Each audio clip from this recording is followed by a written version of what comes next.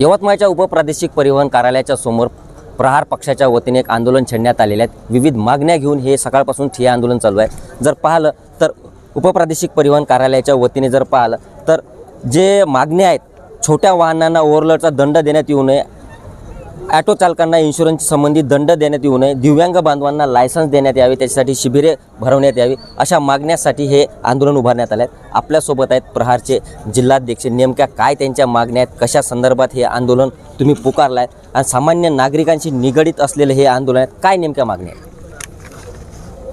माझ्या असं निदर्शनात आलं की यवतमाळ RTO ऑफिसच्या अधिकाऱ्यांना कोणाचाही धाक उरलेला नाही। त्यांना कोणत्याही गोष्टीचा लाज शरम राहिलेली नाही। यवतमाळ आत्महत्याग्रस्त शेतकरी आत्महत्याग्रस्त जिल्हा असताना सर्रास ते त्यांच्या RTO ऑफिसला किंवा RTOच्या अधिकाऱ्यांना रस्त्यावर उभं करून जे शेतकरी यवतमाळमध्ये माल घेऊन येत आहे त्यांना सर्रास दंड ठोकत आहे। अरे 10,000 रुपये कमवासाठी त्यांना किती झगडावं लागते, किती रक्ताचं पाणी आटावं लागते, हे यांना एसीत बसून समजणार नाही।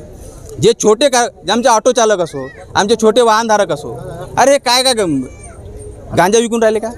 गांजा तस्करी करून राहिले का? जे गांजा तस्करी पिंपळखुटी चेकपोस्टवर होत आहे, जे गोमांस तस्करी पिंपळखुटी चेकपोस्टून चालली, तुम्ही त्याच्यावर लक्ष देत नाही। आणि 2 पोते तुरी 2 पोते सोयाबीन जर यवतमाळमध्ये विकासाठी आणत असाल तर तुम्ही त्यांना 10,000 रुपये दंड ठोकत आहे। हे कोणती माणुसकी आहे? माणुसकीच्या नात्यानं तरी शेतकरी आत्महत्याग्रस्त जिल्हा आहे, तुम्ही त्या पद्धतीने राहायला पाहिजे। यांच्यावर जर कोणता धाक नसेल, यांच्यावर जर कोणता वचक नसेल तर प्रहार अजून जिवंत आहे। बच्चू भाऊ कडू यांच्या नेतृत्वात यांचं ऑफिस फोडल्याशिवाय आम्ही राहणार नाही, हे आज त्यांना चेतावणी देतात। निश्चितच आपण जर पाहिलं तर यवतमाळ म्हणजे महाराष्ट्र आणि तेलंगणाच्या सीमेवर असलेल्या चेकपोस्टमधून गांजा तस्करी गोमांस होते, पण याच्यावर कारवाई करताना दिसत नाही। मात्र शेतकऱ्यांचा शेतमाल घेऊन जात असताना कारवाई करण्यात येते, अशी मागणी घेऊन जर थांबण्यात नाही आलं तर यापेक्षाही उग्र आंदोलन करण्याचा इशारा प्रहारच्या वतीने देण्यात आला आहे। निलेश फाळके, ABP माझा, यवतमाळ। ABP माझा, उघडा डोळे बघा नीट।